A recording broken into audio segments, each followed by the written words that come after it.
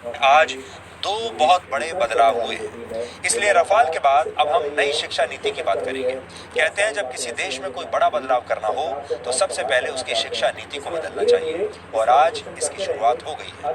भारत सरकार के मानव संसाधन विकास मंत्रालय ने आज इस नई शिक्षा नीति की घोषणा की है। इसलिए आज हम आप सबको बताएंगे कि इससे देश के तमाम छात्रों, उनके परिवार और उनके माता पिता के जीवन में अब क्या क्या बदलाव आने वाले हैं।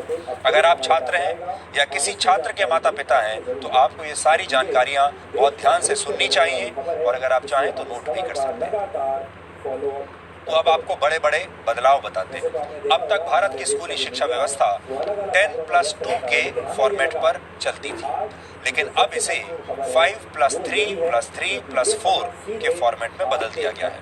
इसके तहत स्कूल के पहले 5 वर्षों की पढ़ाई फाउंडेशन स्टेज मानी जाएगी, यानी इस दौरान छात्रों के लिए मजबूत नींव तैयार की जाएगी। इसका करिकुलम NCERT द्वारा तैयार किया जाएगा और इसमें प्री प्राइमरी के 3 वर्ष और पहली और दूसरी कक्षा का एक वर्ष शामिल होगा, यानी प्री प्राइमरी के 3 साल और फिर पहली और दूसरी कक्षा के 2 साल।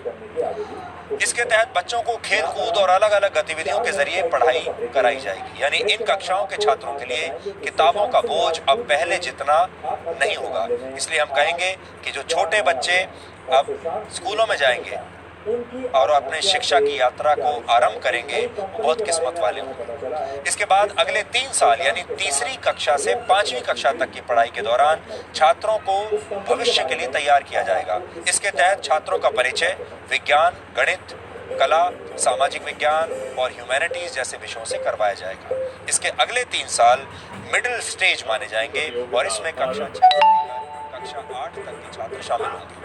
इस स्टेज में छात्रों को तय पाठ्यक्रम के मुताबिक पढ़ाया जाएगा और इसके बाद 9वीं से 12वीं कक्षा तक इस फॉर्मेट की 4 वर्षों वाली आखिरी स्टेज होगी। ये 4 साल की स्टेज होगी। इसमें छात्रों में किसी विषय के प्रति गहरी समझ पैदा की जाएगी, उनकी विश्लेषण क्षमता को बढ़ाया जाएगा और उन्हें जीवन में बड़े लक्ष्य निर्धारित करने के लिए प्रेरित किया जाएगा। लेकिन सबसे महत्वपूर्ण बात यह है कि अब स्कूलों में पहले जैसा स्ट्रीम सिस्टम नहीं होगा। इसका मतलब यह है, यानी अगर आर्ट्स का कोई छात्र फिजिक्स की पढ़ाई करना चाहता है तो अब वो ऐसा कर पाएगा, और अगर अकाउंट्स का कोई छात्र, कॉमर्स का कोई छात्र इतिहास की पढ़ाई करना चाहता है तो वो भी ऐसा कर सकता है। लेकिन संभव है कि इसके लिए अलग अलग विषयों का एक पूल तैयार किया जाएगा और आपको उस पूल से ही अपनी पसंद के विषयों का चुनाव करना होगा। यानी अगर विज्ञान के छात्र को इतिहास में दिलचस्पी है और उसके पूल में ये दोनों विषय शामिल हैं, तब ही छात्र इनकी पढ़ाई एक साथ कर सकता है। हालांकि अभी इस पर पूरा स्पष्टीकरण आना बाकी है, लेकिन पहले की जो व्यवस्था होती थी, हमारे यहाँ 3 स्ट्रीम्स मानी जाती थी, या तो आप साइंस लेते थे या कॉमर्स लेते थे या आर्ट्स यानी ह्यूमैनिटीज़ लेते थे। और अगर आपने ह्यूमैनिटीज़ लिया है तो आप साइंस नहीं पढ़ सकते, अगर आपने कॉमर्स लिया है तो भी आप शायद साइंस नहीं पढ़ सकते, साइंस लिया है तो ह्यूमैनिटीज़ नहीं पढ़ सकते। ऐसी चीज़ें पहले हुआ करती थी अभी तक, लेकिन अब ये सब बदल जाएगा। अब आप फिजिक्स भी पढ़ सकते हैं, कॉमर्स भी पढ़ सकते हैं, अकाउंट्स पढ़ सकते हैं, एक साथ इतिहास भी पढ़ सकते हैं और फिजिक्स की पढ़ाई भी कर सकते हैं। दूसरी महत्वपूर्ण बात यह है कि 5वीं कक्षा तक की पढ़ाई अब मातृभाषा, स्थानीय भाषा और आपकी राष्ट्रभाषा में ही होगी, यानी अंग्रेजी में पढ़ाई की अनिवार्यता समाप्त नहीं होगी। माफ कीजिएगा, अनिवार्यता समाप्त हो जाएगी। अब अंग्रेजी में पढ़ाई की अनिवार्यता नहीं रहेगी। ये एक बहुत बड़ा बदलाव है। आप अपनी राष्ट्रभाषा में या अपनी लोकल भाषा में पढ़ाई कर पाएंगे। उदाहरण के लिए अगर आप 5वीं कक्षा तक अपने बच्चे को मराठी, संस्कृत या गुजराती भाषा में पढ़ाना चाहते हैं तो अब आप ऐसा कर पाएंगे, और अंग्रेजी सिर्फ एक विषय के तौर पर आपको पढ़ाई जाएगी। यानी स्कूलों का जबरदस्ती अंग्रेजीकरण का दौर अब समाप्त हो जाएगा। 6ठी कक्षा में पहुंचने के बाद छात्रों को कंप्यूटर कोडिंग सीखने का मौका मिलेगा। यानी अब भारत के छात्र चीन जैसे देशों की तर्ज पर छोटी उम्र में ही सॉफ्टवेयर और मोबाइल फोन एप्लीकेशंस बनाने की तकनीक सीख पाएंगे, और 6ठी कक्षा से ही छात्रों को इंटर्नशिप का भी मौका मिलेगा। यानी अगर किसी छात्र की किसी खास विषय में रुचि है और वो उसकी प्रैक्टिकल नॉलेज हासिल करना चाहता है तो वो इस विषय से जुड़ी इंटर्नशिप कहीं भी कर सकता है। उदाहरण के लिए अगर आपका बच्चा पेंटिंग करने का शौक रखता है तो वो किसी पेंटर के पास अब इंटर्नशिप के लिए जा सकता है। अगर आपके बच्चे को सॉफ्टवेयर में इंटरेस्ट है तो वो किसी सॉफ्टवेयर कंपनी में अब अपने स्कूल के दौरान ही इंटर्नशिप कर सकता है। 9वीं कक्षा से 12वीं कक्षा तक की परीक्षाएं अब सेमेस्टर के आधार पर होंगी। एक साल में 2 सेमेस्टर होंगे और हर 6 महीने पर एक परीक्षा होगी और दोनों सेमेस्टर्स के अंकों को जोड़कर आपकी फाइनल मार्कशीट तैयार की जाएगी। यानी अब एक छात्र के तौर पर आपको पूरे साल पढ़ाई करनी होगी और आप ये कहकर बच नहीं सकेंगे कि आप सिर्फ फाइनल एग्जाम्स की तैयारी करना चाहते हैं। इससे पहले आपने देखा होगा बहुत सारे छात्र ऐसे होते हैं जो साल के सिर्फ आखिर में कुछ समय तक पढ़ते हैं, 1-2 महीने पढ़ाई कर लेते हैं और फिर उसके आधार पर वो फाइनल जो परीक्षा होती है उसमें बैठते हैं और उनमें से बहुत सारे लोग अच्छे नंबर ले भी आते हैं। लेकिन ये वो लोग होते हैं जिन्होंने पूरे साल पढ़ाई नहीं की। अब आपको पूरे साल पढ़ाई करनी पड़ेगी। इसके अलावा बोर्ड की परीक्षाओं को आसान बनाया जाएगा और इसमें छात्रों की क्षमता पर ज्यादा ध्यान दिया जाएगा। रटने की क्षमता नहीं, समझने की क्षमता पर ध्यान दिया जाएगा। ट्यूशन और कोचिंग क्लास के जरिए रटने की आदत को समाप्त कर दिया जाएगा। बोर्ड परीक्षा देने वाले छात्रों को अब उनकी पसंद की भाषा में परीक्षा लिखने की पूरी छूट होगी। उदाहरण के लिए अगर आप चाहें तो हिंदी में से किसी एक भाषा में अपनी परीक्षा दे सकते हैं। छात्रों के रिपोर्ट कार्ड्स को भी अब पहले की तरह तैयार नहीं किया जाएगा। किसी छात्र को फाइनल मार्क्स देते समय उसके व्यवहार, एक्स्ट्रा करिकुलर एक्टिविटीज में उसके प्रदर्शन और उसकी मानसिक क्षमताओं का भी ध्यान रखा जाएगा। इसके अलावा रिपोर्ट कार्ड को 360 डिग्री असेसमेंट के आधार पर तैयार किया जाएगा।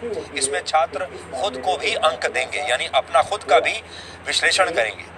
विषय पढ़ाने वाले शिक्षक भी छात्र को अंक देंगे और छात्रों के सहपाठी भी उनका आकलन करेंगे। कॉलेज में पढ़ाई करने वाले छात्रों के लिए भी इस नई शिक्षा नीति में बहुत सारे बदलाव किए गए। इसलिए जो छात्र अब कॉलेज में इसके बाद जाने वाले हैं वो भी ध्यान से अभी देख लें।